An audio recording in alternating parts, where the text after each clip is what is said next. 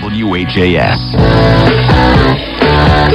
It's 84 WHAS Day at the Kentucky State Fair. Terry Meiners here in the South Wing lobby. Mike Grosso, I see, is with us. Smooth talking Sid Jenkins joins us. We've got people from the Air National Guard here, also from Charlie Wilson's appliance store. We're giving away a washer and dryer. And Tony Walker is with us back here again. Tony, it's good to see you again, brother. Good to see you too, Terry. We had a nice chat last year, you and I, the annuity king and I, talking about things. And so first off, how has life changed since last summer, market-wise? We see the Dow Jones still it's kind of like a bloated tick, a lot of people think.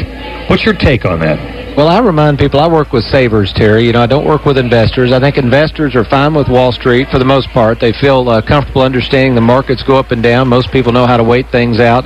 Savers are not interested in losing money.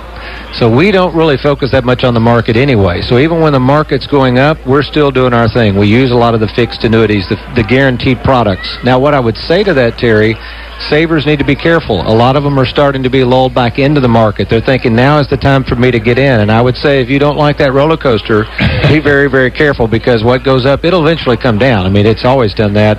Just go back to 2007 and see that severe drop. So savers need to be very careful and put their foot in the water before they jump in right now.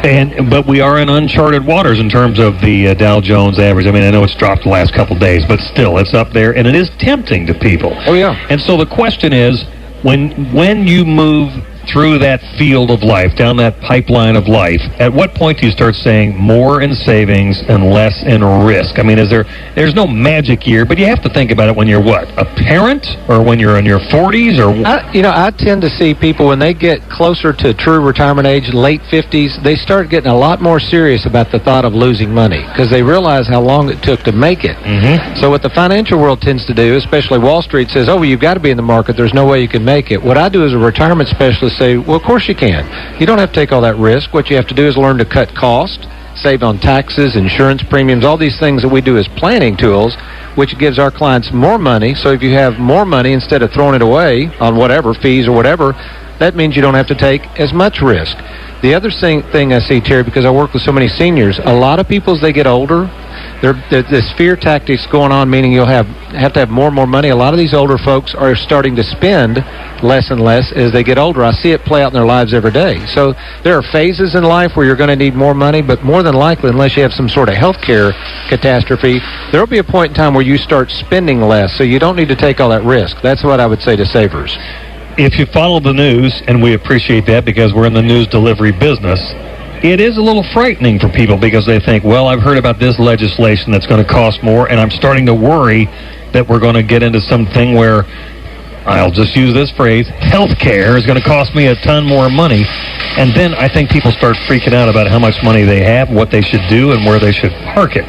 So how do you tell people to protect yourself in a health care-like arena where you know there's going to be costs versus saving money for trips or to gift to your children? Yeah, a lot of the money we use is short-term savings. That's the stuff for gifting. That's the stuff for trips. The reason we use a lot of these fixed annuities and hybrid annuities is because that's your mailbox money. That's the money down the road that say, hey, come heck or high water, I've got to have a guaranteed income I can never outlive. And that's why those products are so popular. They're the only product that can do that. So that's what I mean is you're in that phase of life, let's say it's 62 to 70, where you are traveling more, you're wanting to spend and enjoy the money, you got the health to do it. You do need to have short-term savings where you can liquidate that money and take it. Then at some point, maybe it's age 70, you got to have consistent income. You're not doing as much traveling, I can assure you that.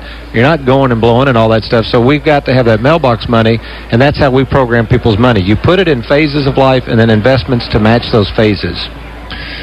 And everybody panics, too, when there's any change in terms of interest rates and other things because they affect everybody. Whether you're a short-term saver, long-term saver, you're a risk taker or whatever, there is a little bit of shifting. And there hadn't been for several years. So there's some change. That's why if someone talks to a financial advisor, say, a year ago, it's time to check in again. Absolutely. Because the world's changed. And we do some money in the market. I'm a registered investment advisor. We've got some people in bonds, and bonds right now for the first time in years are starting to go down in value. That's because of just what you said, Terry. Interest rates are creeping up. So a lot of people have been complacent. Hey, bonds are the place to be. I can make good money at no risk.